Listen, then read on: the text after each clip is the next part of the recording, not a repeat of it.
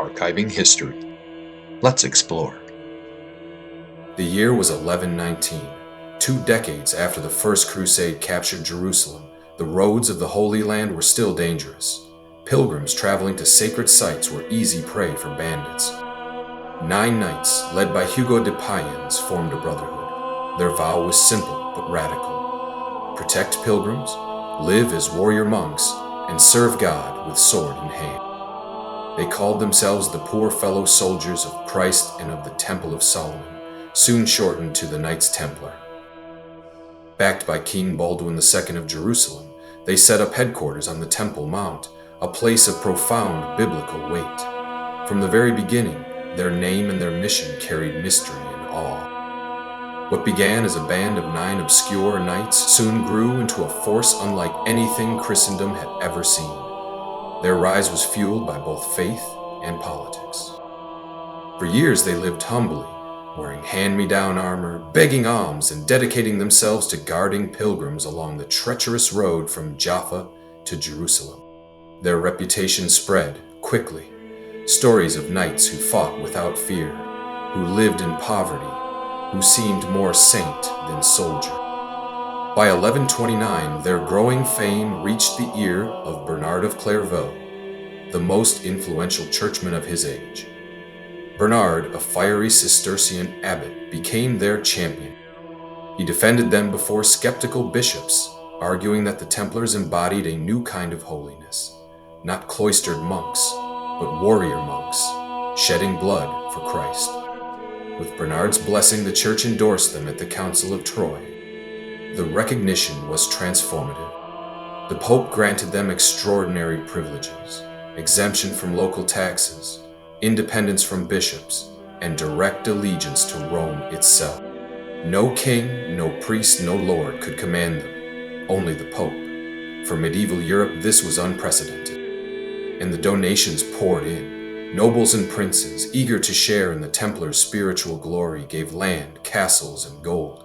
Fathers who could not go on crusades sent their sons to join instead. The order's ranks swelled with knights hungry for salvation, fortune, or adventure.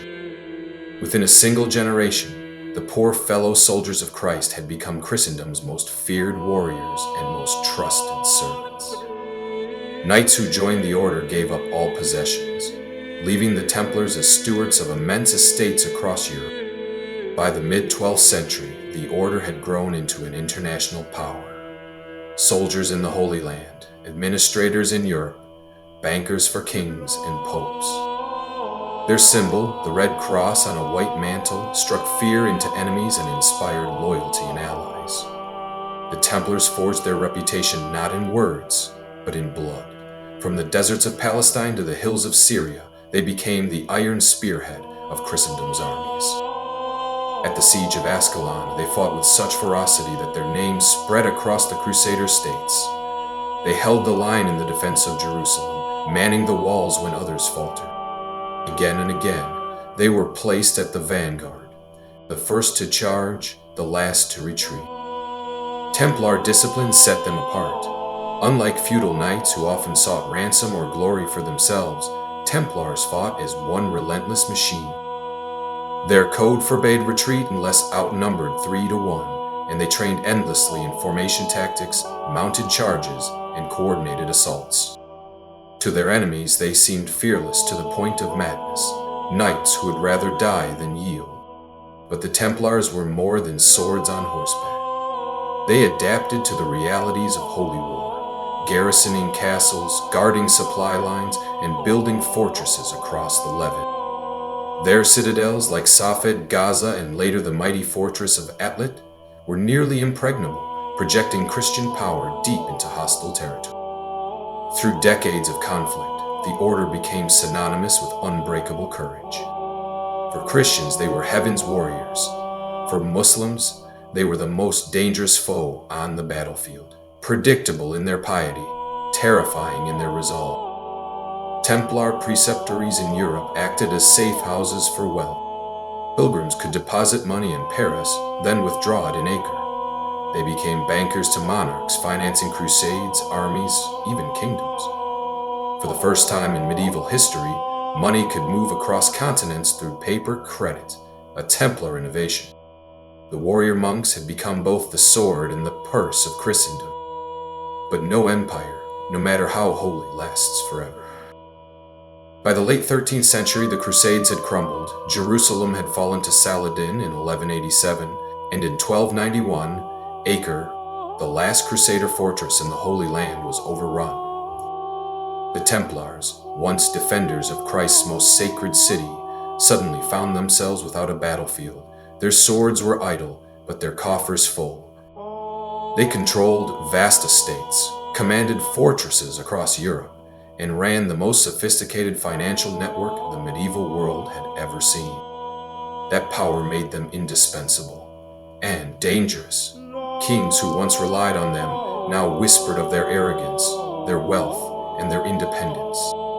They answered not to crown or court, but only to the Pope. To monarchs struggling with empty treasuries, the Templars looked less like holy warriors and more like untouchable rivals.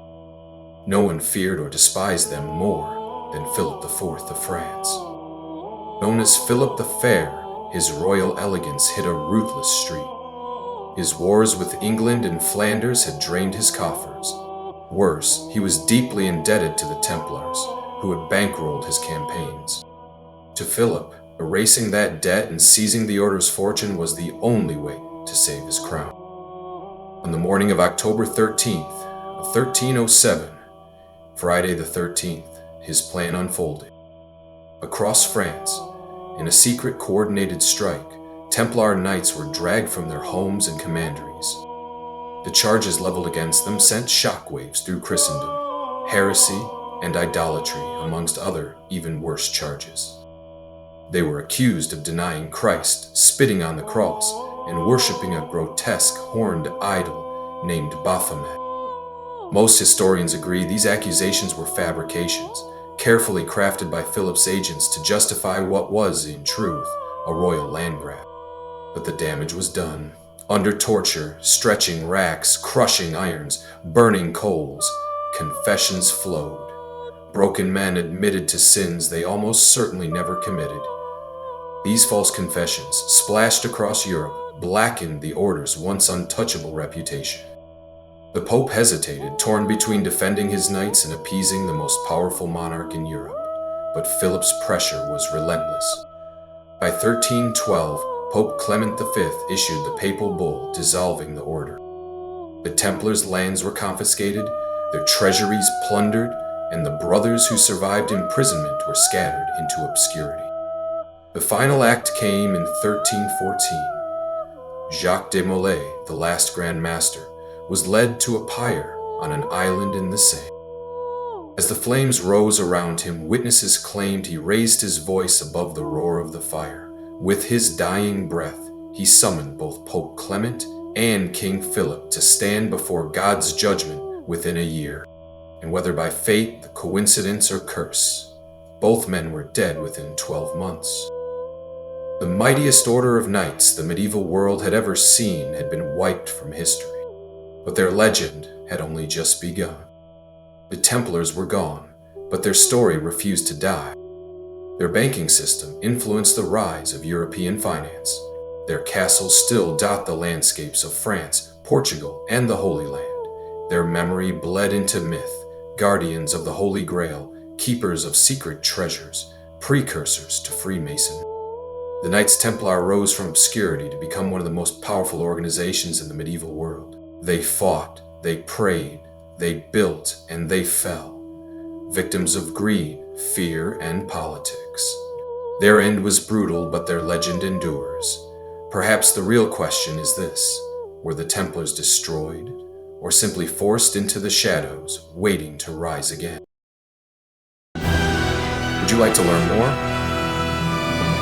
Check out our website and subscribe at archivinghistory.com.